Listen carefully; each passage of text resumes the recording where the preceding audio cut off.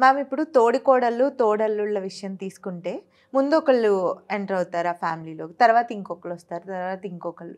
కానీ ఇన్‌లాస్ పాత్ర వాళ్ళ మీద ఒక్కొక్క ఫ్యామిలీలో చూస్తే, వాళ్ళ స్టేచర్‌ని బట్టి వాళ్ళకి వాల్యూ ఇవ్వటం, ఒకళ్ళని ఎక్కువ, ఒకళ్ళు తక్కువ చేసి చూడటం అలాంటియి ఉంటాయి. అలా కాకుండా ఇన్‌లాస్ కోడళ్ళని గాని, అల్లుళ్ళని గాని డీల్ చేసేటప్పుడు, వాళ్ళ మధ్య ఏమన్నా డిస్టర్బెన్సెస్ వచ్చినా వాటిల్ని సాల్వ్ చేసేటప్పుడు, వాళ్ళ రోల్ ఎలా ఉండాలసలు? పెళ్ళిళ్ళు అయిన తర్వాత ఎక్కువగా బ్లేమ్ చేసేది పిల్లలని పెంచిన అమ్మా నాన్నే. వాళ్ళ పెంపకం అలా ఉంది, వాళ్ళు అలా చేశారు అని మాట్లాడతారు. బట్ ఇక్కడ అగైన్ ఎక్సెప్షన్స్ పక్కన పెట్టేస్తే చాలామంది ఫ్యామిలీస్‌లో ఇన్‌లాస్ రాంగ్ హ్యాండ్లింగ్ వల్ల కూడా ఫ్యామిలీస్‌లో విపరీతమైన డిస్టర్బెన్సెస్ వస్తాయి. కొందరు ఇన్‌సెక్యూరిటీ వల్ల పేరెంట్స్ చాలా రకరకాల రీజన్స్ ఉంటాయి each one has their own reason. అన్నీ మనం డిస్కస్ చేయం కానీ 1 ఆర్ 2 ఇష్యూస్ చెప్తాను, మేజర్ ఇష్యూస్. ఇప్పుడు యాజ్ ఎ మదర్ మనకి 2, 3 పిల్లలు ఉన్నప్పుడు ఒక్కొక్కసారి ఒక్కొక్కళ్ళని కోప్పడతాం, ఒక్కొక్కసారి దగ్గర తీసుకుంటాం కానీ both the children are same.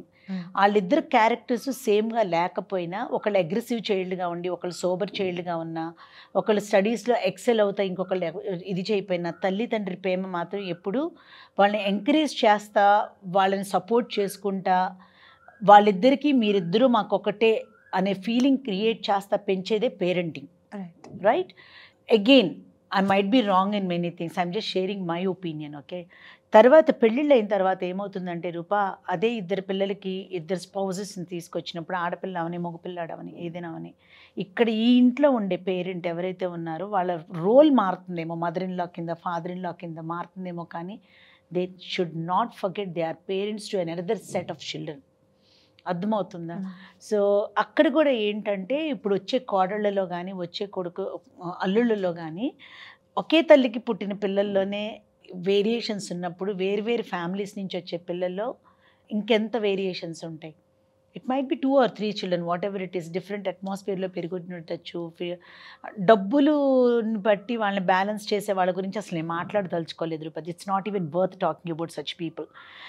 అది అసలు అలా insanity, stupidity or whatever it is. నేను కొంచెం అగ్రెసివ్ లాంగ్వేజ్ వాడినా కూడా అట్లాంటి వాళ్ళు తెలిసి అలాంటి ఒక బిహేవియర్ చేసే వాళ్ళ గురించి I don't even want to touch that subject. But here తెలిసి తెలియకుండా చేసే ఇన్‌లాస్ తప్పులు ఎట్లా ఉంటాయి అంటే, ఇక్కడ ఫస్ట్ కోడళ్ళనే అనుకుందాం. ఇప్పుడున్న ఇద్దరు కొడుకుల మీద వాళ్ళ క్యారెక్టర్స్ని బేస్ చేసుకుని వచ్చే కోడళ్ళని కూడా అసెస్ చేస్తారు.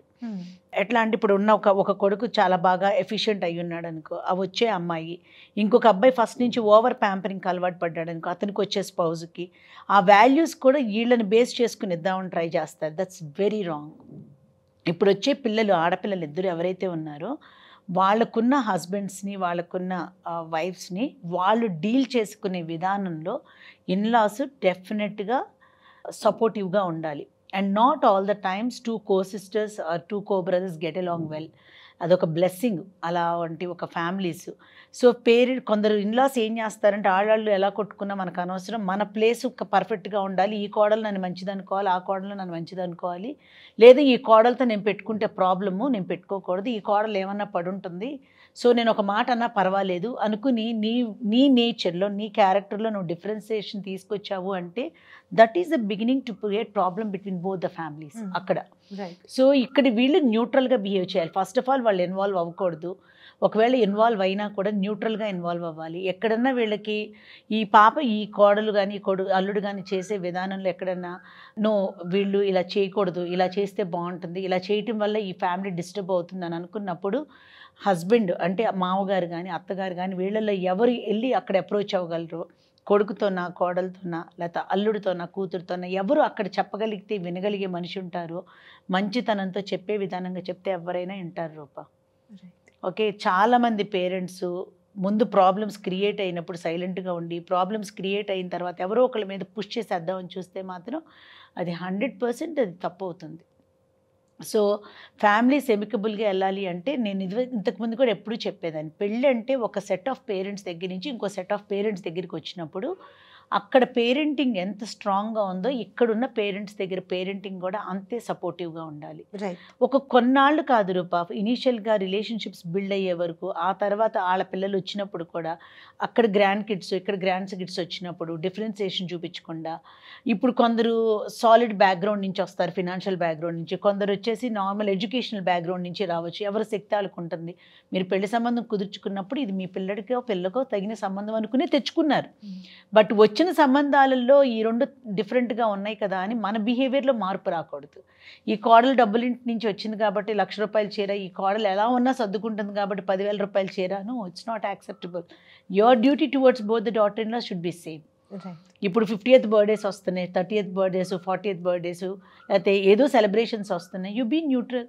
చేస్తే ఇద్దరికి నీట్గా చేయాలి, లేకపోతే ఇద్దరికి చేసుకోకూడదు అని నేను ఒక ఎగ్జాంపుల్ చెప్పాను. బికాజ్ ఇప్పుడు అక్కడ ఓణీల ఫంక్షన్, ఇక్కడ ఏదో పంచల ఫంక్షన్లు జరుగుతాయి. You do your duties equally same. So ఇప్పుడు పేరెంట్స్ అవతల వచ్చిన సంబంధాన్ని బట్టి, వాళ్ళ స్ట్రెంగ్త్ని బట్టి, వాళ్ళ కెపాసిటీని బట్టి చేయాలి అని అనుకుని ఏళ్లలో డిఫరెన్సియేషన్స్ తీసుకొచ్చి ప్రాబ్లమ్స్ క్రియేట్ చేయడంలో చాలామంది పేరెంట్స్ ఉన్నారు Rupa. Unfortunately in laws sometimes don't realise they need to be parents. Right. ఇది విన్న తర్వాత రియలైజ్ అవ్వాల్సిన వాళ్ళు రియలైజ్ అయితే మంచిది.